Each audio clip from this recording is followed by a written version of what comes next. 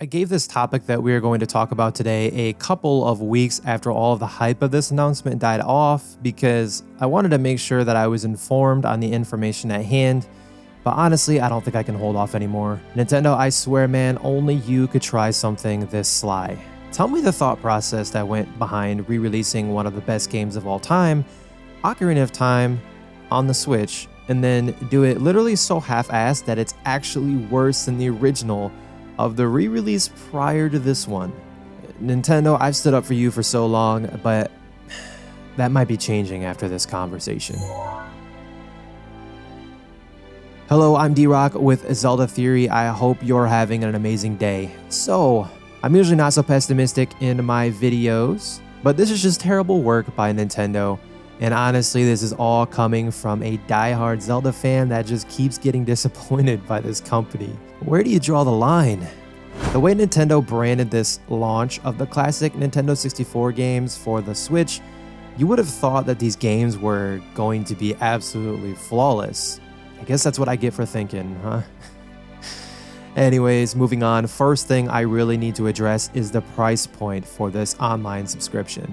I'll throw up pricing on the screen, but get a load of this. So for 1 month of the Nintendo Switch online services, which gives you access to online play, save cloud data, the smartphone app, as well as access to the NES and the Super NES, you will have to dish out $3.99 for 1 month. I mean, no one that's a fan of the Nintendo games and system would only download this for a month, so let's continue. They also have 2 more offers for you, which is a 3-month service for $7.99 or $19.99 for 12 months, respectively. Yikes, right?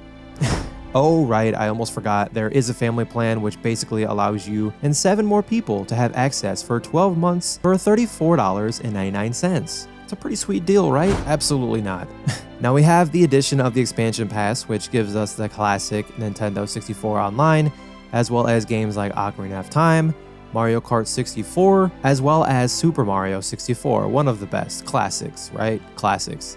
The caveat here is that the price for the individuals such as you, my beautiful friend, which is a whopping $49.99 a month. Call me crazy, but this is so steep for a system that's been out for how long now?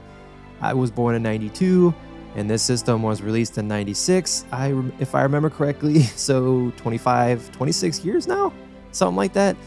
Man, I'm dating myself. Anyways, the expansion pass also has the family bundle as well, but it'll set you back $79.99.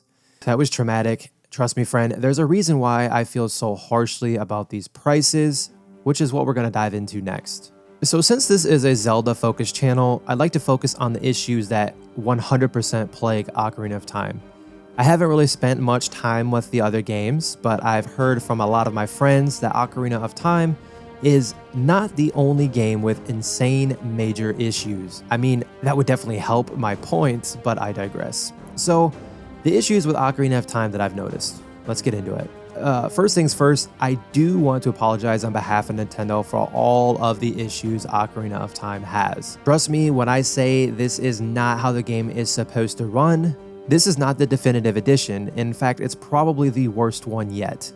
Again, my apologies. And if I'd recommend a version of Ocarina of Time to play, and if you trust my opinion, I would try my best to get your hands on the original Nintendo 64 version, or even the one on the 3DS if you absolutely have to, as it's probably the most readily available at this point. Granted, I wasn't a big fan of the 3DS version of the game. Anyway, the biggest thing I need to address here is the Water Temple, and to be more specific, the Dark Link fight. Again, I will throw images or footage up here to show how it is supposed to look and what Nintendo decided to do with this glorious game. In the room where you fight Dark Link, the water in there is supposed to be reflective, and it's literally pitch black on the Switch version.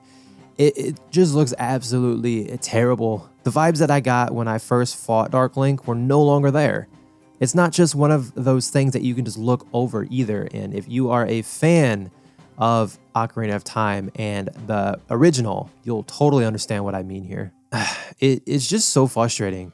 What makes it worse is how all of the new generation kids that are coming over from playing Breath of the Wild, they're going to be taking a good look at this game for the first time, and they want to see what all the hype is about, and they're going to be like, really? This is it?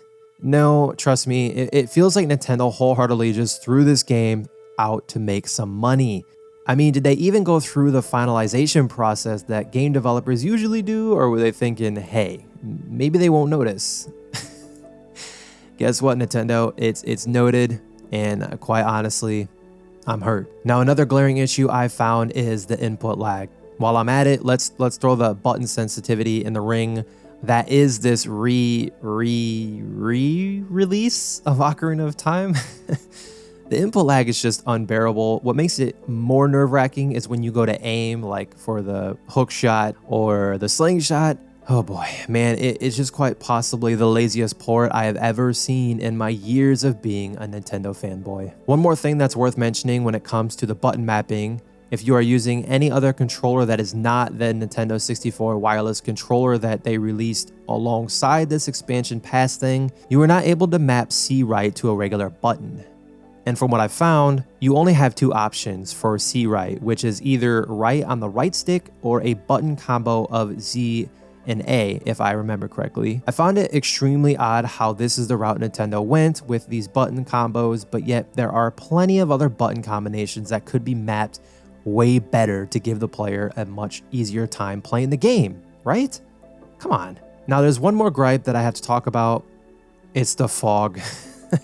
You can't see me right now, but I'm doing a massive facepalm. There's just certain areas in the game where the fog in the original is supposed to be like really thick and then not so much. Like the scene that comes to mind is when you're in the Kokiri forest and you look towards the Deku tree off in the distance. And in the original, you could barely see the tree, but now in the Switch version, it's extremely noticeable. I mean, I guess you can say that it's not that big of a deal. D-Rock, don't worry about it. It's not a big deal, but this game just means so much to me. And this issue, along with everything else, is just terrible. And it's just hard not to talk about. From all of the things that we've talked about thus far, to the blue gauntlets, the lack of color in certain areas in the game, being able to use the hookshot as a child. Yeah, there's that. The pause buffering, which I could spend a ton more time talking about, but I want to be respectful of your time, friend. It's just whack, man. It's completely bogus. Look, all of that being said, there is one positive, one small thing. The game does look amazing. It really does. But I can't, it doesn't justify all of these issues that we talked about today. You feel me? It's just a joke. Again, I'm not usually this negative about the series I love more than anything other, but my friend, this is something that needs to be talked about.